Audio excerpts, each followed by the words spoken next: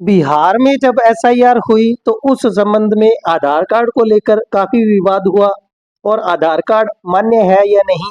इस संबंध में सुप्रीम कोर्ट में एक रिट लगाई गई और जिसके आधार पर सुप्रीम कोर्ट में एक फैसला आ गया और उस फैसले के अनुसार इसके आधार पर भारत के निर्वाचन आयोग ने इस पर एक लेटर जारी कर दिया। उस लेटर का मैंने गूगल लेंस से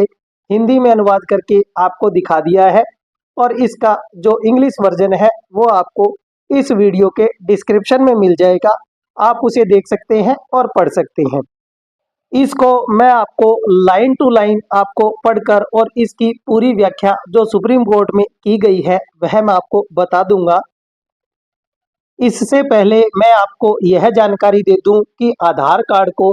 12वें नंबर के दस्तावेज के रूप में मान्यता दी गई है, लेकिन इसमें कुछ शर्तें लागू की गई हैं। वह शर्तें मैं आपको बता देता हूं।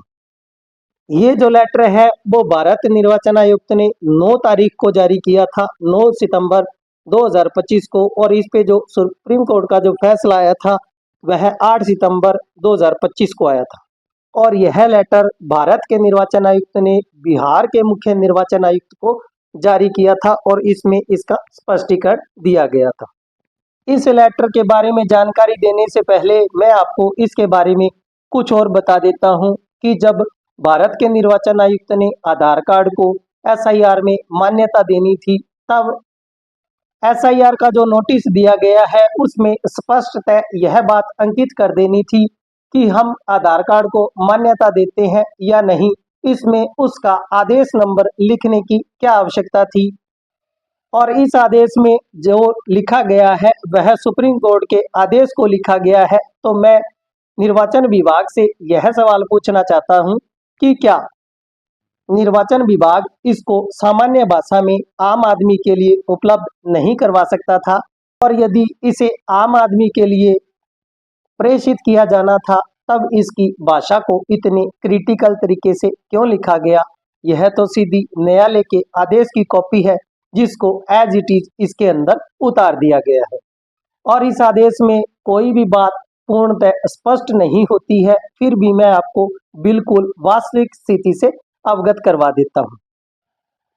अब जैसा कि सबसे पहले आप देख सकते हैं, एसोसिएशन फॉर डेमोक्रेटिक रिफॉर्म ने केस लगाया है भारतीय चुनाव आयोग के खिलाफ और जिसकी सुनवाई 8 सितंबर 2025 को हुई थी और सुप्रीम कोर्ट ने जो फैसला दिया उसमें आधार कार्ड के संबंध में यह कहा कि निर्विवाद रूप से आधार कार्ड को सरकार यदि कोई व्यक्ति को कोई वित्तीय लाभ, अन्य सब्सिडी या सेवाओं के लिए अगर इसका प्रयोग करती है तो यह मान्य होगा। लेकिन इसमें यह भी कहा गया कि 2016 के नियम के तहत यह नागरिकता का प्रमाण नहीं है। अब यहाँ नागरिकता का सवाल क्यों पैदा हो रहा है, इसे नागरिकता के प्रमाण के रूप में स्वीकार क्यों नहीं किया गया है? इसके संबंध में नागरिकता से रिलेटेड मेरा वीडियो पड़ा है, लेकिन मैं आपको शॉर्ट में आधार कार्ड को नागरिकता का प्रमाण नहीं माना गया है, इसके संबंध में नागरिकता किसे प्राप्त होगी, नागरिकता क्या है, इससे रिलेटेड मेरा वीडियो चैनल पर पड़ा है और मैं आपको संक्षिप्त में इस पर भी बता देता हूं कि आधार कार्ड को नागरिकता का प्रमाण पत्र नहीं माना गया है, अर्थात उस क्योंकि नागरिकता का जो अर्थ है वह भारत में यह लिया जाता है कि यदि कोई व्यक्ति या तो जन्म तारीख या जन्म से भारतीय नागरिक होगा या जब से वह भारत में रह रहा है तब वह भारत का नागरिक होगा। लेकिन ऐसे दोनों ही स्थिति में यदि हम आधार कार्ड को नागरिकता के प्रमाण पत्र के रूप में स्वीकार नहीं करेंगे, इसका सीधा सा अर्थ यह लिया गया था कि आधार कार्ड यदि आप प्रस्तुत करते हो तो वो मात्र आपके निवास का पता है, आपकी नागरिकता को प्रमाणित वह नहीं कर रहा है। आपकी जन्म तिथि इससे प्रमाणित हो जाती है लेकिन नागरिकता प्रमाणित नहीं होती है। और वर्तमान में निर्वाचन विभाग के द्वारा नागरिकता से संबंधित दस्तावेज मांगे जा रहे हैं, इसमें आधार कार्ड के साथ अन्य दस्तावेज भी मांगे जा रहे हैं, जिसका सीधा सा अर्थ यह है कि आधार कार्ड को इसमें वैधानिकता नहीं दी गई है, फिर भी इसको पहचान पत्र के रूप में प्रयोग किया जा सकता है।